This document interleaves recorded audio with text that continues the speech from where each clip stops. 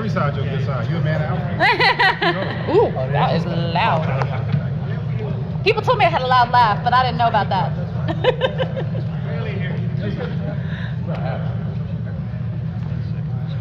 I did 10. Rich did 10. You did 10. Yeah. Well, so the corridor I paid for entirely, but you got to pay for it.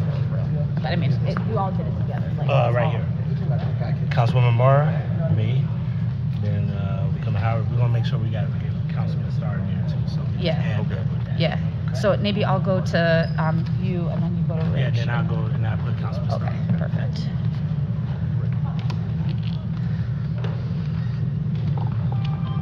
Daryl, you let me know when we're good. We're good. Okay. Oh, good afternoon, everybody. Good afternoon. All right. I am so honored to be here today with behind me the council president, members of the administration. This is an incredible day for Slavic Village. In fact, it's a day I have been waiting for since the day I was elected, because that is the first time that somebody came up to me and said, Councilwoman, when you get into office, the first thing you need to do is get the old gym at South High open for Stella Walsh. And at the time, they said it was so simple. There's just a door. You got to unlock the door, Councilwoman. That's all we need to do. And of course, like anything, it turns out it is not that simple at all. In fact, we had work to do to build a proper, secure corridor to make sure that kids at Stella Walsh, when they're coming to use this incredible facility that's behind us today, that they are doing it in a safe manner, that this is a world-class facility, and that they have everything that they need to be safe, healthy, and active kids. So it took a little bit of time. It took a lot of partnership between City Council, the administration, public safety, recreation, but I'm proud to say this is a genuine partnership and a genuine opportunity for this neighborhood. This can be a crown jewel this summer and every summer to come, where kids can come, play basketball, play sports, play anything they want, and be safe. I'm so honored to be here today, and I'm proud to hand it over to Council President Blaine Griffin. Thank you. We could do better than that. Councilwoman Mara really worked hard and really listened to the community. Let's give her another round of applause if we could. I'm really honored to be here today with the councilwoman, and I want to jump straight to this and say this. This is a huge day for her and a huge day for the community here in the Slavic Village area. I happen to share a border with the councilwoman. We actually have a couple of streets that are adjacent to this facility. I actually used to live right around the corner on East 78th and Union, and used to utilize and frequent this facility quite often. So I know the impact that it can have to improve the fortunes of our community. Violence prevention and youth opportunities is essential for the city of Cleveland. And we work hard and take that very serious as Cleveland City Council. Part of that, like me, like many other young people that have grew up in urban environments throughout the landscape of America, let alone Cleveland, recreation and coming into facilities like this to have a safe space has been critical to our youth development and to us being what we are today. A lot of people call them rec babies, people who come here that need a safe place in their environment, in their community, where they can have physical activity, where they can have social activity, but most of all have a safe place. We know that we had a very tumultuous weekend.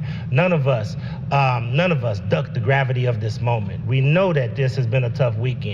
But one of the things that the councilwoman and Councilman Starr, who you'll hear from in a minute, made up our mind is that we would not duck this opportunity to tell everybody about this magnificent opportunity of showing you how government works, because this is what we are trying to do to try to make it better and safer for young people in the city of Cleveland. My condolences go out to the families of anyone that has been impacted by the violence that has taken place this weekend, but this is government at work.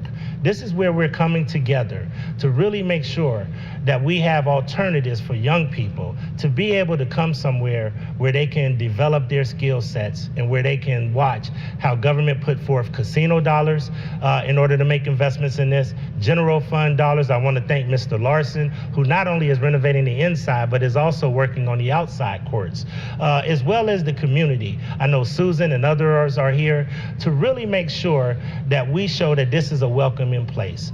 We will not give up the ship in the city of Cleveland. We're going to continue to make sure we fight for opportunities for young people to recreate and to have safe places. So I want to thank everybody who had an opportunity, and hopefully this will lead to many more careers in public safety, as you'll hear from Director Howard, where we want to recruit more people into the public safety forces. Hopefully this can be a portal and an entry point in order to try to get more men and women of all races and colors here in the city of Cleveland into the public safety forces. So thank you, and Councilwoman, on behalf of us at Cleveland City Council, we're so proud of you and all of the hard work that you did to make this happen. And it's my privilege and honor to bring up another colleague who is really serious about working on youth opportunities and youth violence prevention, Councilman Richard Starr. I'll be real brief. First, I would like to say thank you for the members of Cleveland City Council, but something that Council President also spoke on, Councilwoman Moore. She has been an advocate for change on council since the minute we both was elected together. And I too have parts of Slavic Village that borders my ward and Ward 5, and I understand from my background what recreation can do when you start talking about proactive approach to trying to deal with the violence that we're seeing in our city.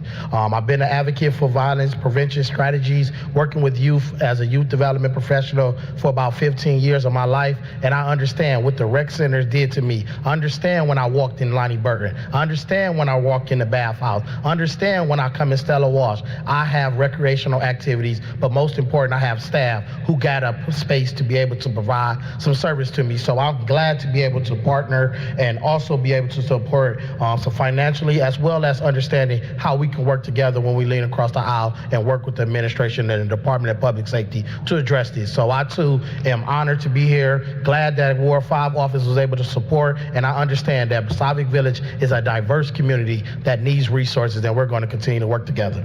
Now, with the honor, I would like to be able to bring up our Chief Director, Howard, to be able to share some words.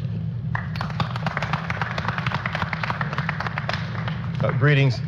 First, I want to say condolences on behalf of myself and Mayor Bibb to all of the families who have suffered violence, suffered a loss due to violence that is plaguing our city right now. You know, we see violence across the country. I'm no stranger to violence. I'm no stranger to what giving young people something to do can do for their lives. You know, as adults and as public officials, as government officials, we have a responsibility to create an environment that allows and fosters young people the opportunity, give young people the opportunity to grow into the future so they can realize who they want to be, so they can grow up and contribute to the community that we all participate in. That is one of the goals of public safety when public safety acquired this building to be its public safety training complex. And we wanted a bridge into the public, and what better way to do it than to partner with public recs. We have a football field in the back that we have memorandums of understanding with that allow Little League football players to realize their dreams and to grow in that sport. We have an outdoor basketball court that we have installed nets, and we are working on resurfacing that out there so that the community has a place to play outside of this fantastic facility here. And then through Keith Larson and former Assistant Director Tim Hennessy, we have seen this building transform from cobwebbed, lackluster flooring that really looked like it had been vacant for a decade, and turned it into what you see here today. There is a corridor that comes in from Stella Walsh for kids to come right back here and to play basketball on these courts. This is a passion. This is a project of passion. I want to thank council for their support. It was very important for myself and for Mayor Bibb that we give young people an avenue to get off of the streets, to come into a safe space, and to play ball. And that's what we're doing here. And I want to thank everyone here for sharing this valuable message here, and for, as a welcoming token, the Department of Public Safety and Mayor Bibb would like to provide this rack of basketballs. We're hoping some young people want to participate with some inaugural free throws, because this is really important. We're all in on this. And I want to thank everyone. Love it. Thank you, Director. I believe before we wrap up, I want to make sure that we have a chance to hear from the incredible Director of Public Rec, Commissioner Gisson-Tanner. Take it away, Commissioner. Wow, wow, wow. What an exciting time. What an exciting time for Slavic Village. 14 years in the making of having this gymnasium available for kids in this community. As the Commissioner of Recreation, this is the largest gym now in the Division of Recreation. Yes, yes. And I have a great staff that's going to do a great job of putting on great programs for kids in this community. Not only kids, we do programs for young adults, we do it for adults, and seniors will be utilizing this space. Again, we are so excited. I have my staff behind me. Guys can wave their hands because they're excited as well as I am. And in closing, I want to say, out of that 14 years, Council, you guys have done a great job of seeing this to fruition. Safety Director, thank you so much for seeing the dream through.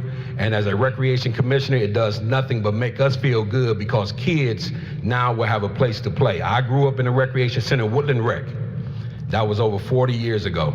And now I'm blessed to be the commissioner for the City of Cleveland Division of Recreation. So I want to thank everyone. Again, we are excited, ready to get the ball going. It's not only going to be basketball, we've been doing a lot of things in this facility. So thank you, everyone. Thank you. Before we open it up to questions, I know we're going to do a ribbon cutting. So I believe we have some rec staff who've got our ribbons, and we got our scissors over here. So give us a second to set up.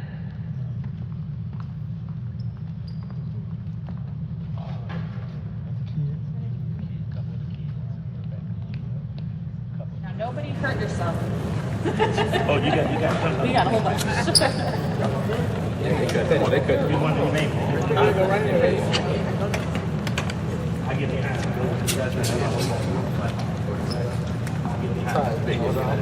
Hold on. And then Keith. Oh, okay, yeah, Keith, come right in. Come right in, Mr. Trying to hold it. There you go. All right, everyone look at the cameras. And then, we got to get Director Howard in. All right, 1, 2, 3. Woo!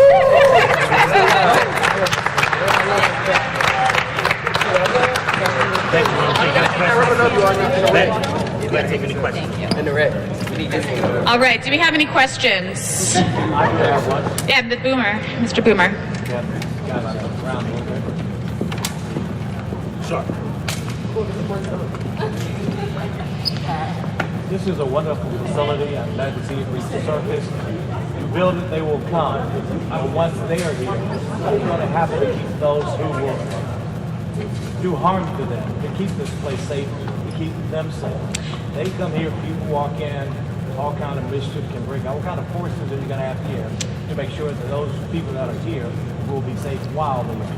Absolutely, thank you. So I'll briefly answer and then I'll turn it over to Commissioner Gisson-Tanner to follow up. But your question was one of the key questions for opening this facility.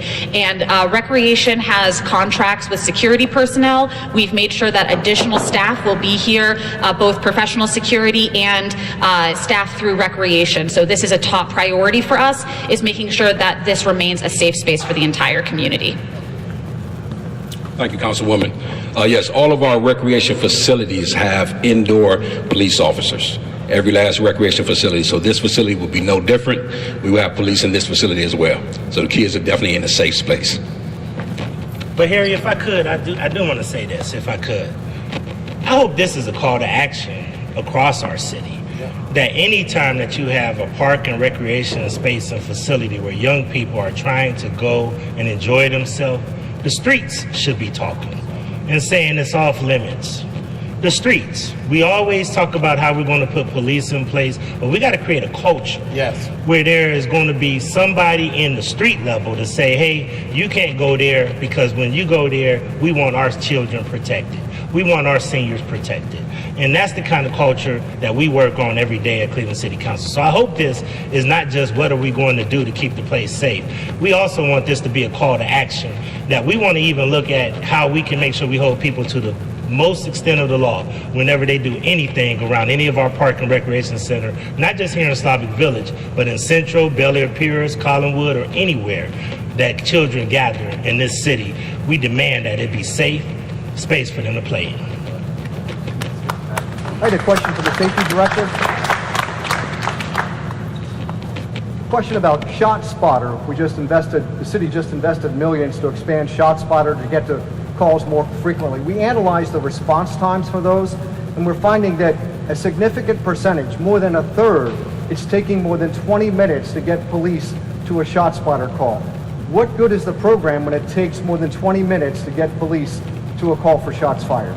Ed, I'm going to tell you that's a good question. And the thing about ShotSpotter is, from what I understand and the data that I've seen, is that ShotSpotter allows officers to respond on scene even when citizens don't call. And we are working with, I believe it's Cleveland State University and Urban Analytics to look at the data to analyze the usefulness of ShotSpotter. I haven't been briefed on it yet. I will be, but I can tell you that from what I have heard from the chief of police, the officers who are on patrol, the dispatchers and emergency call takers, is that ShotSpotter is a fantastic tool that has enabled officer response in good time to locations in need when citizens haven't called. But I will look into that, and you'll be hearing from public safety after we do that review. Yeah, what timetable are you looking at for that? Ed, you have to look at my calendar. I can tell you that I work with Urban Analytics to find out when that data is in form and in volume for us to give us the information that we needed to give us a big picture. When that time comes, then we'll look at it. I don't want to give you a time frame because I haven't been briefed on it yet.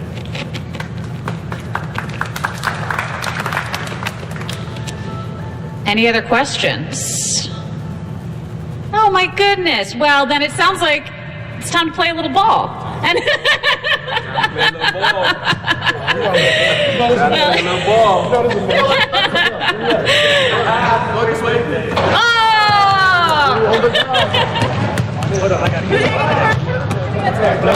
you can do.